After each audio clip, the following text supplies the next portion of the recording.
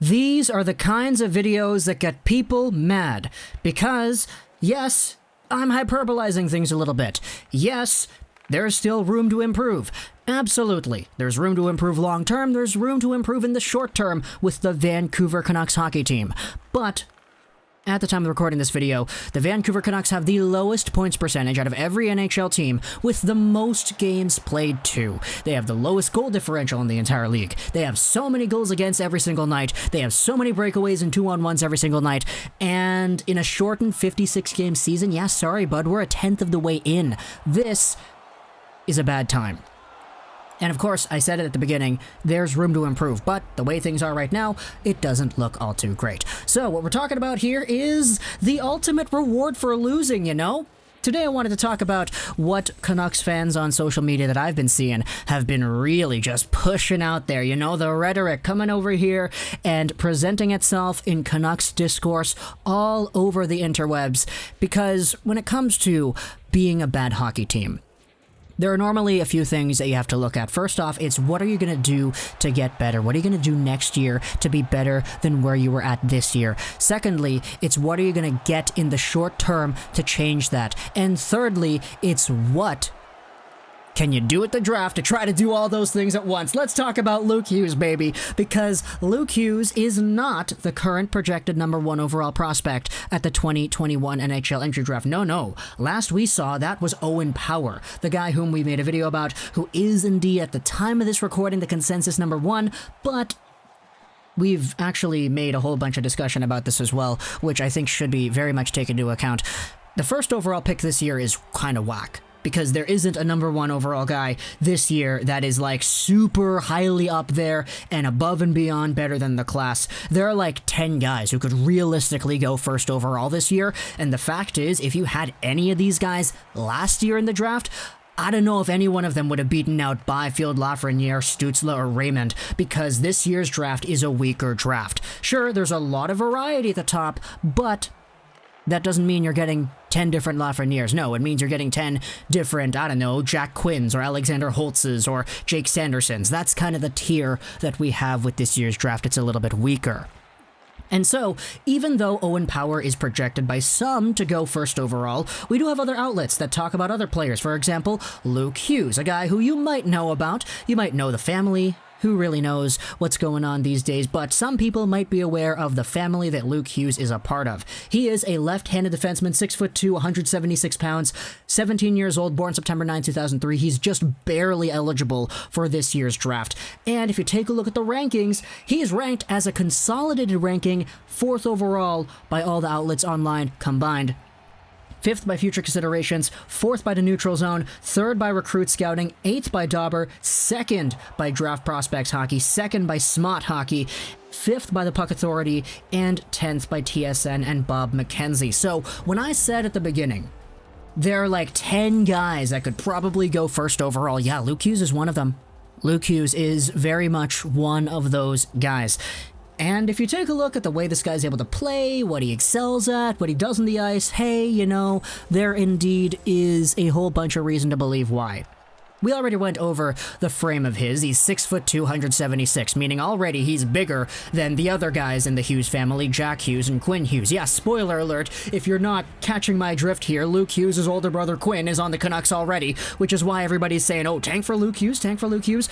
Regardless, Luke Hughes is playing so far at the US NTDP for the U18 team at over a point per game. 26 points in a total of 24 games played against USHL competition, which is one part of what the US NTDP does. He's at 11 points in 7 games. So playing against guys in his own age range, he is well over a point per game, and that is significant because if you take a look at the draft status and everything, the first thing you're going to notice, Luke Hughes is actually born before the cutoff date for the 2022 draft. Quinn Hughes was born after the cutoff date for the 2018 draft. That's why, even though they're drafted 3 years apart, Quinn was 2018 and Luke is 2021, they're actually 4 years apart in birth date, because Quinn Hughes had a later birthday. meaning that everything that Luke Hughes is doing is actually akin to 1 year before in Quinn's development. If we go over here and we take a look at the Elite Prospects Twitter page, because they actually posted this graphic here, which I think is very, very cool. This is Luke Hughes versus Quinn Hughes in the different age ranges that they have played. You can take a look at age 15. In 2018-19, Luke Hughes had a higher points per game by far than Quinn Hughes did when Quinn Hughes was playing at U16 competition. Again, different age ranges, different leagues in general, so not directly comparable. Let's go over to the actually comparable stuff. At 16 years old, Quinn Hughes had 24 points in 57 games with the NTDP, and Luke Hughes had 28 points in 48 games. More points, fewer games. He actually had a weird point drought towards the end of the year that significantly reduced his points per game in the 2019-20 season, but regardless, Luke Hughes was still outscoring his older brother. Now at age 17, when Quinn Hughes was at the NTDP in 2016-17, he had 53 points in 65 games. Luke this year, because this graphic is actually a little bit outdated, it says 22 points in 21 games played. We already saw the other number, 26 points, 24 games played right now for Luke Hughes. He is superior than Quinn in terms of the point production on similar teams at similar age ranges. Now, are points everything? Absolutely not. There still is a very different element to Quinn Hughes' game that allows him to really excel as a very lethal offensive, kind of like an elusive stick of dynamite out there who's just able to get by guys and speed past guys, open up passing lanes, and make good reads. Luke Hughes does not have that same X factor to his game, but there still is a very capable, mobile, offensively productive defenseman there with a bigger frame too. His skating is very good. We saw this a few years ago when we made videos about Luke Hughes in the past, about how guys like Quinn Hughes and Jack Hughes were just saying that Luke Hughes is more further along developed than when Quinn Hughes was Luke Hughes' current age, which is no big deal, right? Obviously, the younger brother getting the most hype. We saw this with Jared Stahl. We saw this with Jordan Subban. Of course, it doesn't mean everything, but it is still something to note.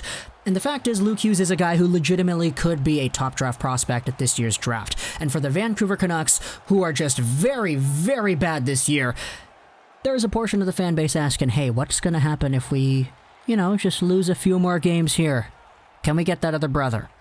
Now, I don't even want to make this seem like this commentary is just about that, because having a season so bad where you end up with a top pick in order to draft Luke Hughes, that arises an entirely new set of problems because, Quinn and Petey are going to need contracts. You're going to have a whole bunch of decisions to make with the other guys. What's going to happen with some of the players you have on your team, prospects that need development time? What's going to happen? What's going to happen? Do you still want to go further next year? All that stuff needs to be answered.